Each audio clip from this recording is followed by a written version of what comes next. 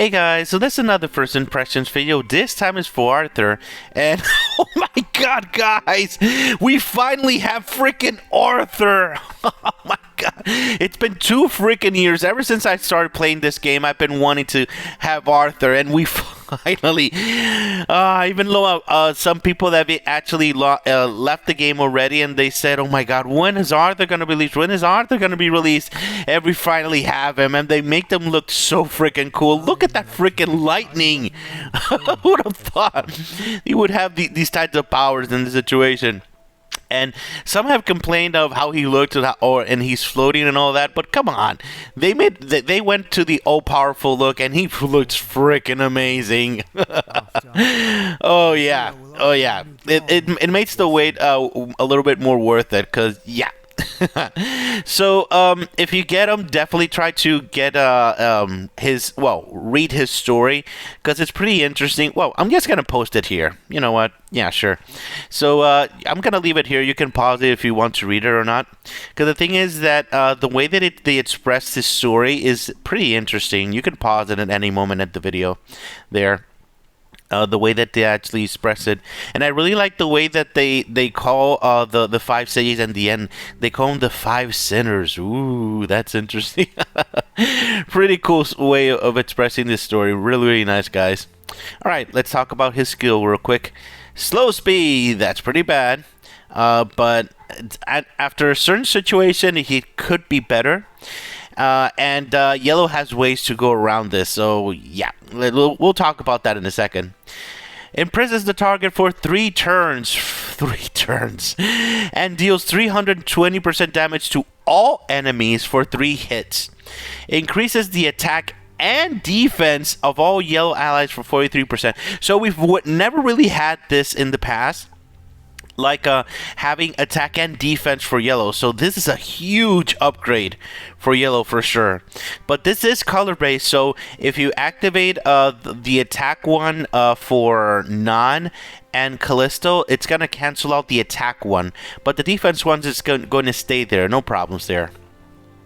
Imprison can attack, cast skill, gain or restore mana. So it's pretty much a stun, but they put the name prison to make it combine with their awakenings, which is pretty awesome.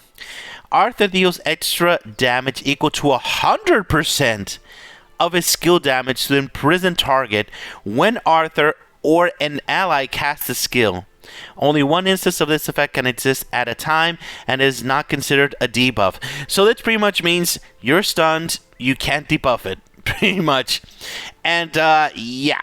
So whichever target gets this debuff, it's going to get a bunch of skill damage from Arthur. So Arthur is on a mode that he actually does more damage to the enemy.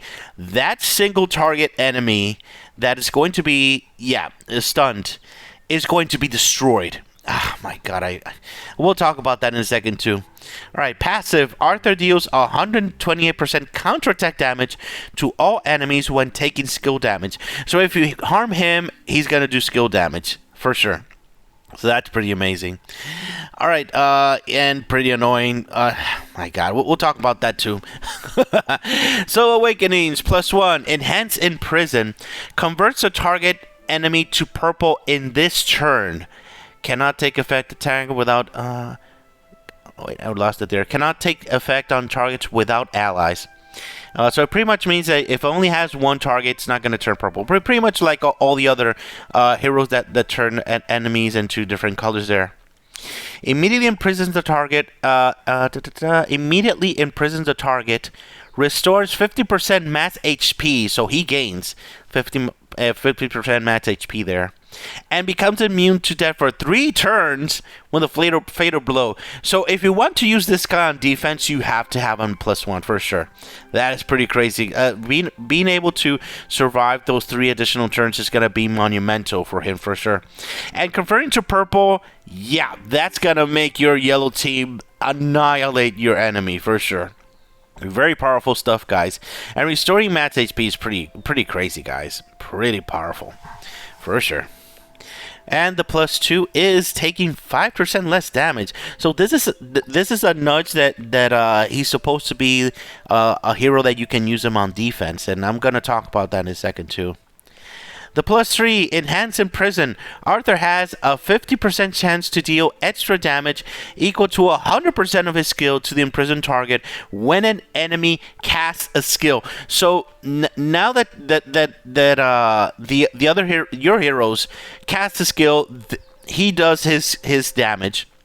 However, now when the enemy does the actual skills, they receive also that amount. So we're starting to stack a lot of damage here, guys, and at this point. And the +4 is the same as the +2. And the +5, Enhance Imprison. Ugh. Arthur has a 50% chance to restore 20% mana when allies or enemies cast a skill. So this part here is what actually tries to fix that he's a slow hero. So he starts to restore mana pretty much very similarly like Artemis does in that situation. So this is pretty powerful for him for sure. That fits the slow speed on his ability. And Arthur raises the King's Shield to protect all allies when casting skill, reducing skill damage taken by the allies by 30%. This is not bad, but not incredibly crazy.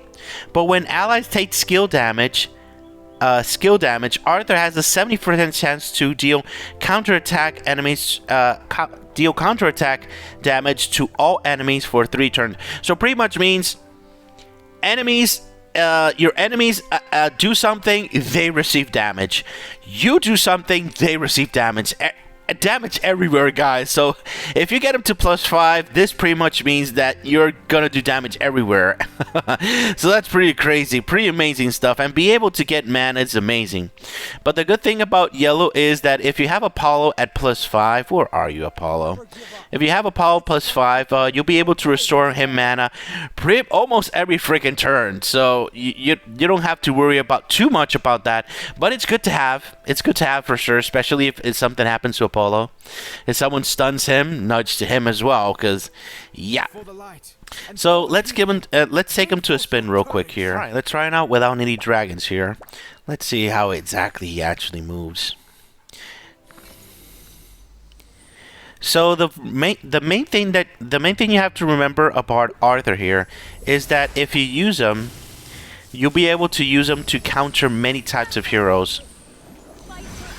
And specifically talking about this guy. This guy has been a plague gun on defenses everywhere for too long, guys. And yellow doesn't really have much ways to deal with him, but Arthur does take care of him pretty nicely. Not just because of turning him yellow, because this way you can actually go off and he doesn't do the counter. So that's amazing. Very powerful stuff. And not only him, Artemis, Colette. Oh, poor Colette. Any hero that you want them to not counterattack, to not do anything, this is an excellent solution for this.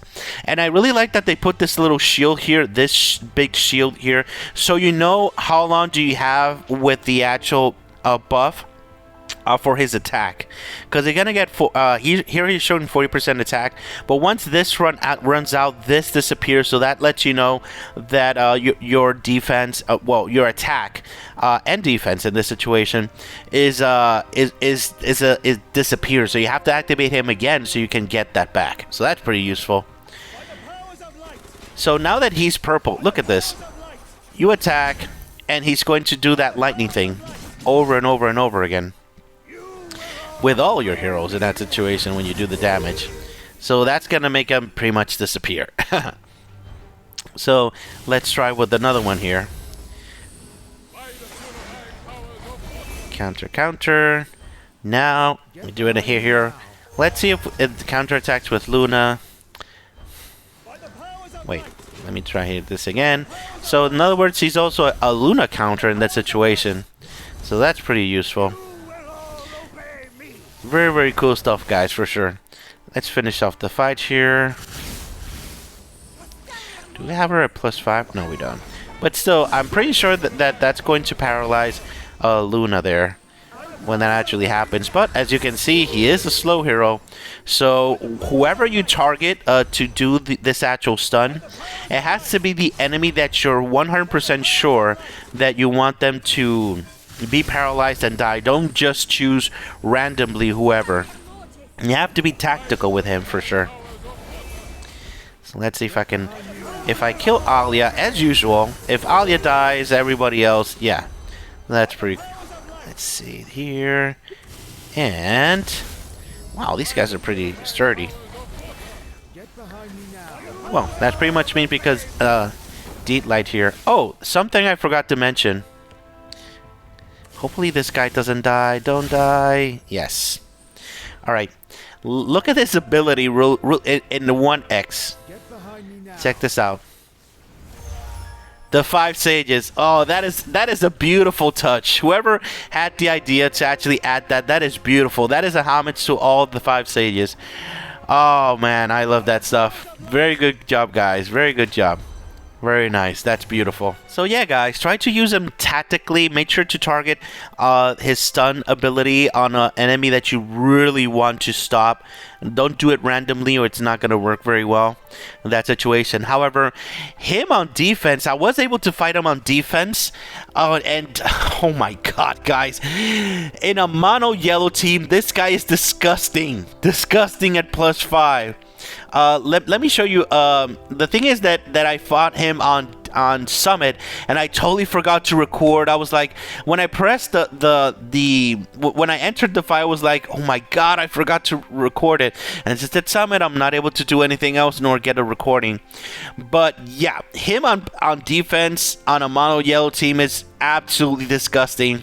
This is the team that I fought on Summit. It's yeah, it's pretty crazy, guys. It's yeah. Let me show you let me describe what actually happened because I don't have any other choices here. Arthur goes off. One of your team dies. Period. As simple as that. One of your heroes get targeted, turns purple. The rest of the yellow team annihilates him straight off the bat. It's disgusting. And many times, even if that hero did survive, yeah, and later on it would have died. So this made the fight have like a clock. If I didn't kill him specifically as soon as possible, yeah, the fight would have been over. And this is the team that I used. Gillian, if I didn't bring Gillian in this fight, I would have lost 100%. The guy had a bunch of stacks, but it didn't really matter. Because, yeah, that yellow team is pretty OP. But I was able to survive the fight, but only with 2 heroes. And the only reason my heroes died was Arthur. The only one, because every single time that Arthur went off, that hero would die, then another hero would die, and another hero would die. And I was like, oh my god, I gotta kill this guy. So in that situation on defense, he can be very, very effective. Pretty disgusting stuff, guys. Yeah, I just wish I had the recording, guys. It was amazing to watch, for sure. But to not leave you hanging, I'm just gonna put some footage from from Gimi. If you remember, you can always go to his channel and watch his stuff. But I'm just gonna put it here so you can see him on the attack, actually stunning enemies and crippling them and destroying them. Check it out.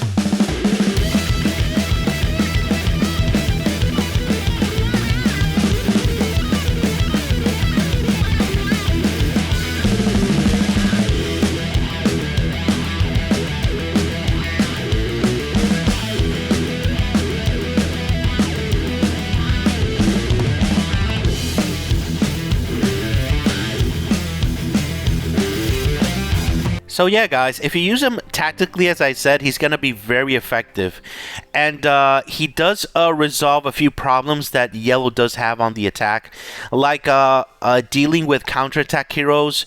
Yeah, yellow is not very good with that, but with Arthur, you will be able to counterattack them in that situation a lot better. Because yeah, when you stun them, they won't be able to do much stuff there. Now, do I think that Arthur is a must-have hero?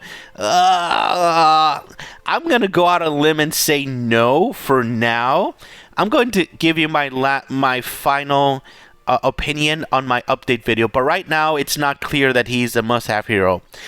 If you want to make a mono yellow defense team, and you plan to get him at +5, he's a must-have for you for sure.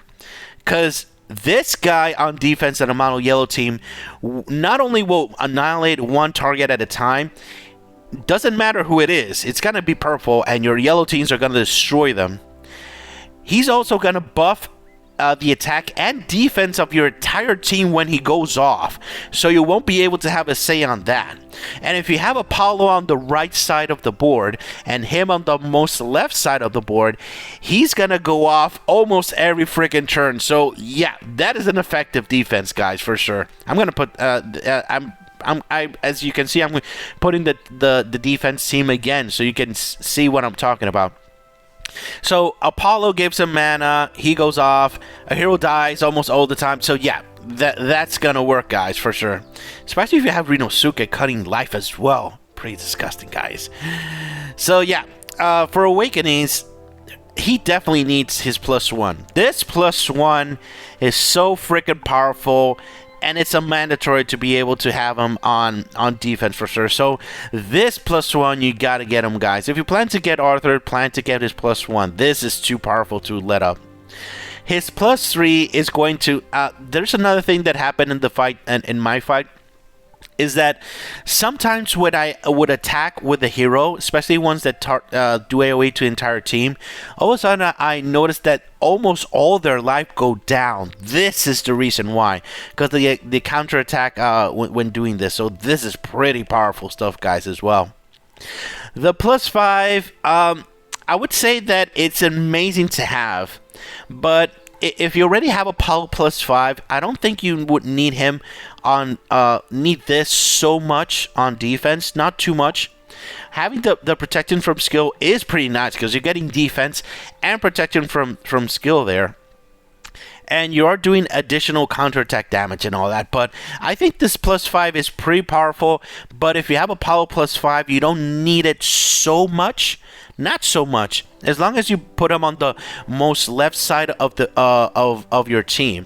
So if you want, you can leave him at +3 in this situation. +1 is mandatory, guys, for sure. But if you get him to +5, yeah, you'll be able to do more damage. But I really think that if you have Apollo +5, you'll be able to make him pull off all the stunts that are already mentioned at +3 for sure. So that's pretty cool. At least this +5 doesn't feel like you have to have it to make them good. So that's really amazing stuff, guys. So if you plan to get them really high, if you get them to +3, don't sweat it. As long as you have Apollo +5, you don't have any problems in that situation. So yeah, guys, pretty powerful hero. Very good to have on your yellow team for sure in this situation. I'll definitely let you guys know if I think he's a must-have on my update video later on. I still need to see a lot more with him, or if he's really that necessary in that situation. So some extra information, a bunch. I mean, I've never seen so many people asking the same question. These badges over and over and over, and I don't blame them really, because they just appear out of nowhere, and we don't know why we're gonna use them. So I did get a response for this. These badges are going to be used for a new system that's going to be released on the next update. And these badges are going to be in conjunction with the new campaign. So yeah, that's pretty much confirmed, guys. The next update, we will be having the campaign, the new campaign, and that campaign will be using the badges. So yeah, that's the only information I have for now. So yeah, guys, new campaign, new stuff to do. Finally, yeah, we really need this stuff, guys, for sure. All right, thank you very much for watching, guys. Have a great day. Bye bye.